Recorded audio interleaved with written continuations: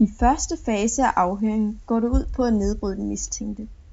Man stiller en masse spørgsmål, som bliver mere og mere provokerende. Godt, du er her allerede. Jeg synes bare, vi går i gang.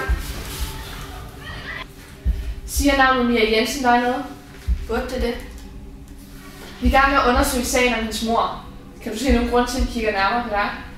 Jeg kender hende ikke. Jeg ser ikke nogen grund til, at I holder mig her. Din mand havde en affære med Mia. Var du klar over det? Min mand og jeg har et glimrende ægteskab. Sådan noget kunne aldrig nogensinde finde sted. Nu skal du høre. Mit job er jo bare at få din side af sagen. Hvis jeg ikke får det, kan jeg ikke hjælpe dig. Og det er jo det, jeg er her for.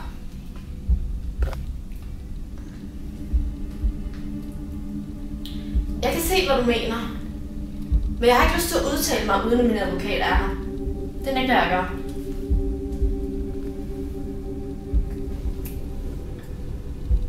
Hvorfor vil du have din advokat?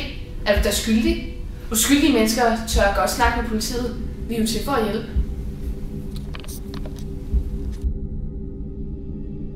Ved at bruge deres autoritet som politi, taler de der altså fra at kontakte en advokat.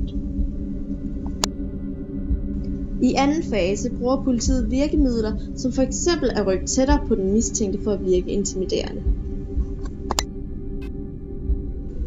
Nu begynder politiet at fremlægge forskellige muligheder og forklaringer på, hvorfor det er, du kunne have gjort det. Du var jaloux, og du ville bare have din mand for dig selv. Det var ikke din mening at gøre det. Det skete bare i øjeblikket. De hører ikke efter, hvis du nægter dig skyldig. Jeg har ikke noget med hendes mor at gøre. Jeg er uskyldig. Jeg kender hende ikke engang. Det vil politiet nu overbevise dig om, at du er ved at komme med falske beviser. Det kan godt være, at du nægter dig skyldig, men vi har dig på kamera. Jeg har aldrig været i hendes lejlighed. Jeg var ikke engang i byen på det tidspunkt. Hvordan skulle jeg have gjort det alene? Jeg kender hende jo slet ikke.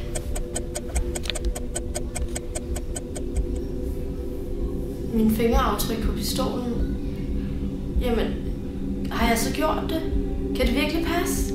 I tredje og sidste fase beroliger betjenten dig om, at det er helt normalt at fortrænge de dårlige minder, for du begynder at tvivle på, om du virkelig har gjort. Hør, alt du skal gøre er at tilstå, så bliver din straf mindre, og så skal vi nok hjælpe dig. Hvis I siger, at jeg har gjort det, og I har så mange stærke beviser for det, så passer det nok, og så må jeg tage min straf. Den måde kan politiet misbruge deres autoritet, og det er lige netop derfor, at der er så mange uskyldige mennesker, som er blevet presset til at afgive en falsk tilståelse.